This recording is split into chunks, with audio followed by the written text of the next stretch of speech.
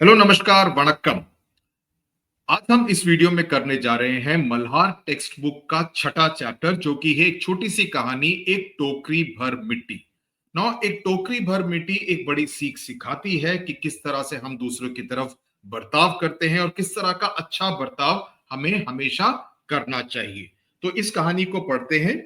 किसी श्रीमान जमींदार के महल के पास एक गरीब अनाथ वृद्धा की झोपड़ी थी। ओके, मैं हर शब्द आपको समझा दूंगा ताकि आपको आसानी होगी।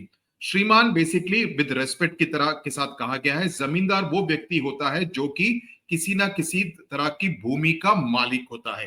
के महल, महल मतलब एक बड़ा आलीशान घर, बड़ा ही भव्य घर के पास एक गरीब अनाथ, अनाथ का मतलब है जिसका कोई हो नहीं, जिसके माता पिता ना हो, उसके परिवार में और कोई व्यक्ति ना हो, उसके परिवार के कई लोग जो जिनकी मृत्यु हो गई हो, उनको अनाथ कहते हैं। पर ज्यादातर अगर किसी बच्चे को अनाथ कहें तो इसका मतलब होता है कि उसके माता पिता नहीं है।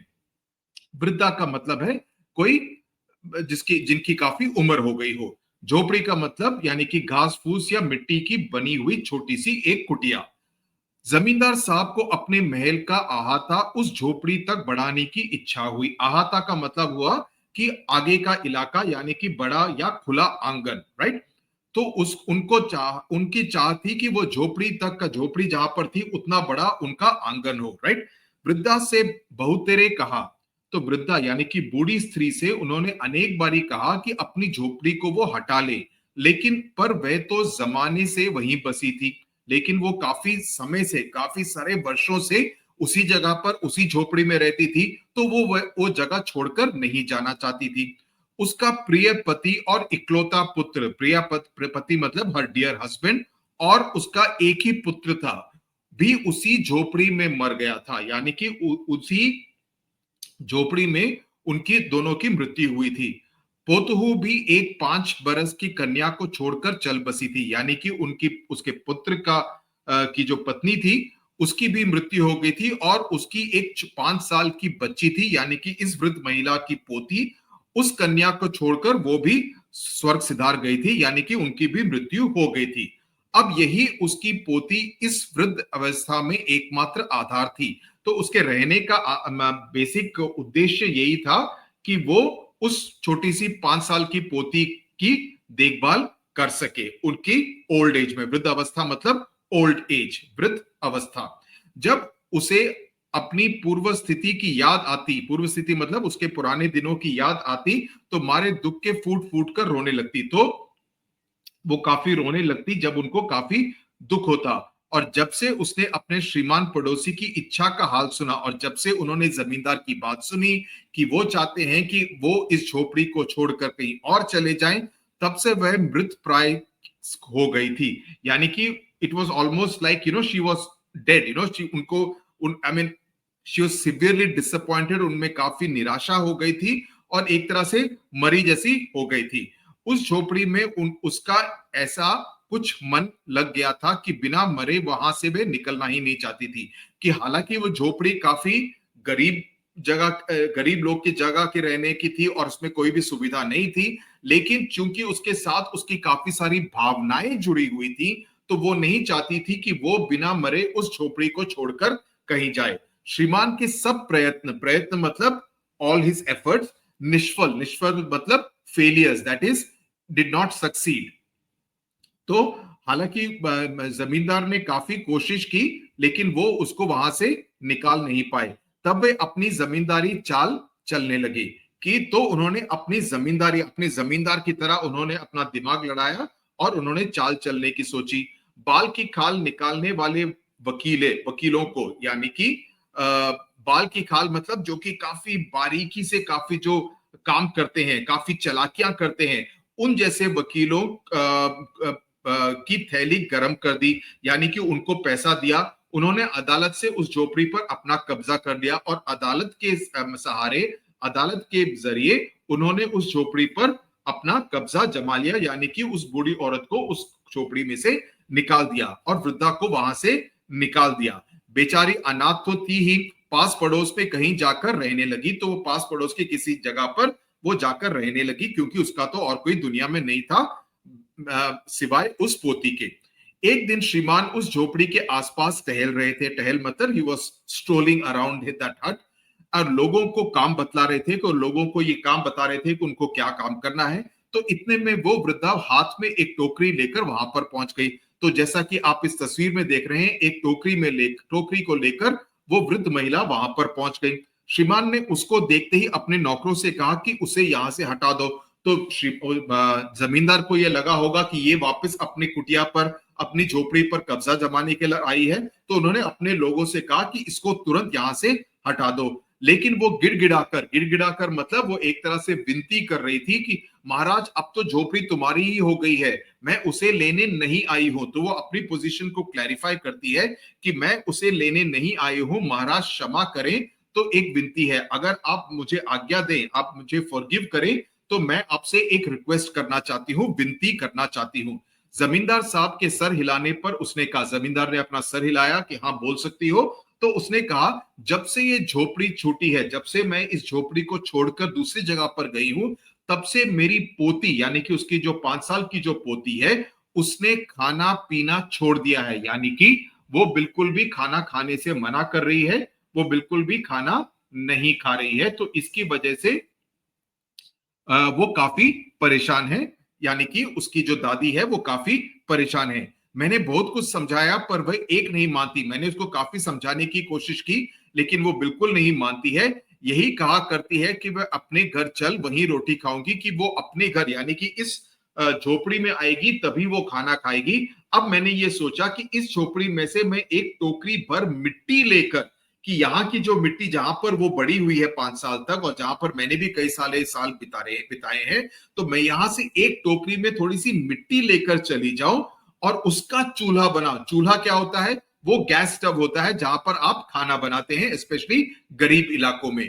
तो वहां पर रोटी पकाऊंगी, इससे मुझे भरोसा है कि वे रोटी खाने लगेगी, क्योंकि उसको वही सुगंध आएगी, वही टेस्ट आएगा कि उसी तरह के मिट्टी के चूल्हे पर उसका खाना, रोटी बनी है। महाराज कृपा करके आज्ञा दीजिए तो इस टोकरी में मैं मिट्टी ले जाऊं।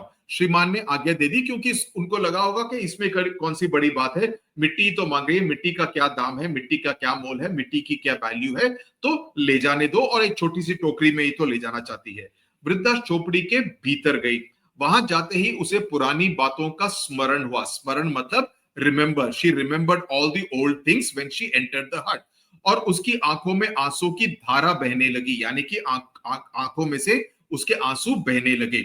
अपने आंतरिक दुख यानी कि इनर, आंतरिक मतलब इनर दुख को किसी तरह somehow she kind of controlled herself, संभाल कर उसने अपनी टोकरी मिट्टी से भर ली और हाथ में उठाकर बाहर ले गई। तो अपनी मिट्टी, वो टोकरी वो हाथ से निकालकर टोकरी में भरी और उसको बाहर ले गई।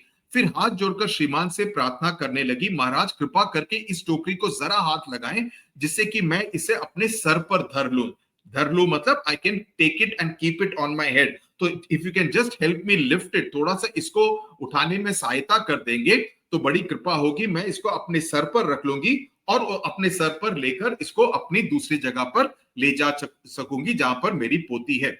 जमींदार साहब पहले तो बहुत नाराज हुए, क्योंकि उनके औहदे और उनके जो स्टेचर है, क्योंकि वो काफी धनी व्यक्ति हैं। अरे ये औरत मुझे एक मिट्टी की टोकरी को उठाने के लिए कह रही है, तो उनको कुछ खास पसंद नहीं आया और वो काफी नाराज हुए। He got very angry.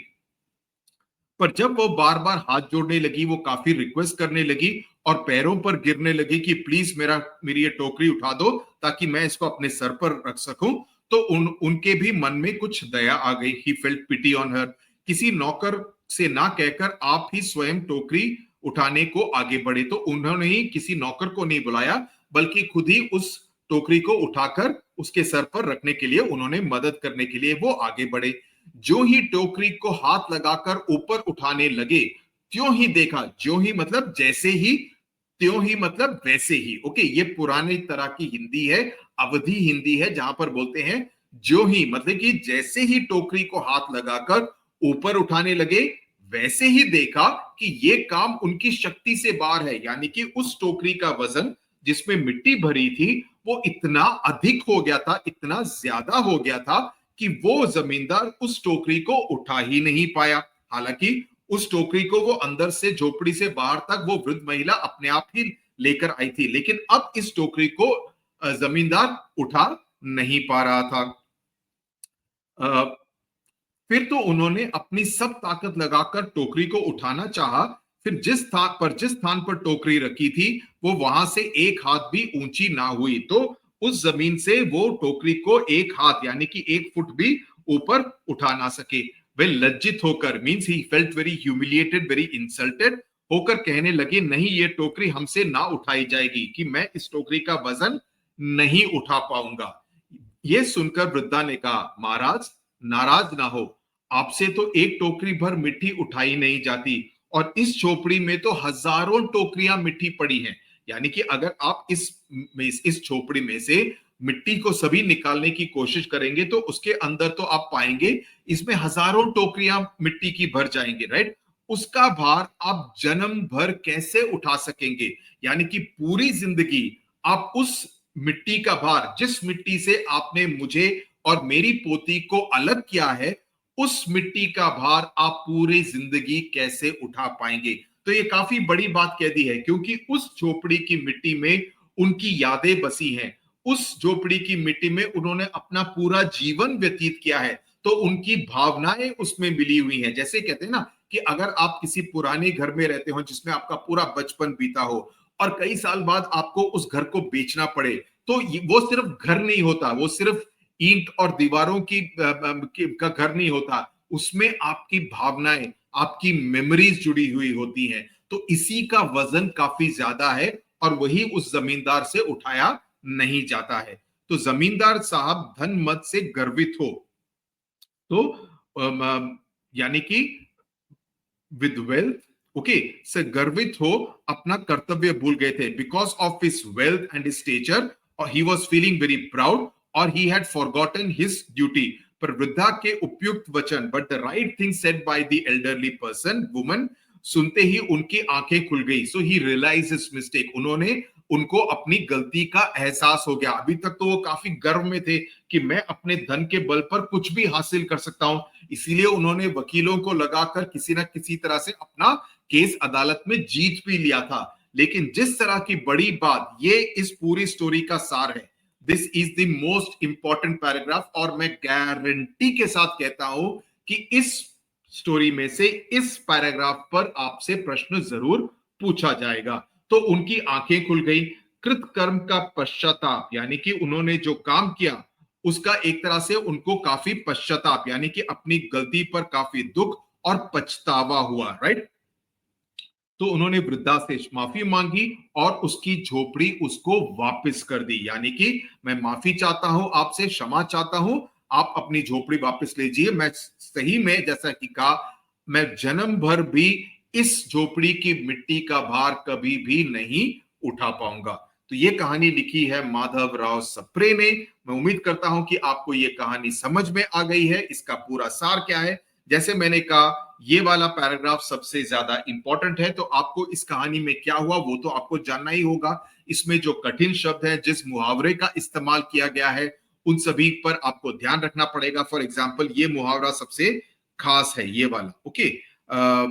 बाल की खाल निकालने वाले वकील, यानी कि जो छोटी बात से भी, कोई भी इंट्रिकेट और डिफिकल्ट बात को वो सुलझा लेते हैं। इस तरह के जो मुहावरे हैं जो इस्तेमाल किए गए हैं, उसका भी आपको अर्थ समझ में आना चाहिए। और इस स्टोरी का थीम क्या है जो मैंने आपको समझाया है अभी, उसके बारे में आपको लिखना पड़ेगा। और जितना ज्यादा आप स्टोरी में से ही शब्दों का इस्तेमाल करेंगे, उतने ही ज्यादा नंबर भी आपको मिलेंगे। मैं उम्मीद करता हूं कि ये आपको अच्छी तरह समझ में आ गया। अगर आपको सहायता चाहिए तो ओसवाल बुक्स का एक NCERT text book solutions book है, ओके।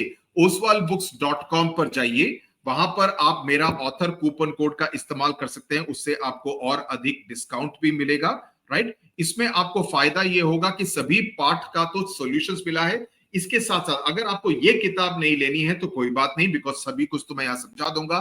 वर्कबुक खरीद लीजिए, क्योंकि वर्कबुक से आपको फायदा यह होगा कि उसमें ग्रामर के काफी सारे पोर्शंस भी कवर हो जाएंगे और आपको अभ्यास करने से आपको काफी फायदा भी होगा, आपकी एग्जाम्स की तैयारी सही तरीके से हो जाएगी।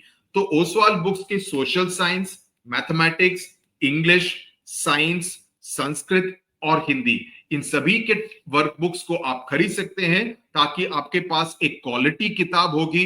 दूसरे वर्कबुक्स जो कि मार्केट में अवेलेबल, वर्कबुक्स नहीं, वर्कबुक की बात नहीं कर रहा हूं, मैं am talking of question bank, sorry I am mentioning question bank.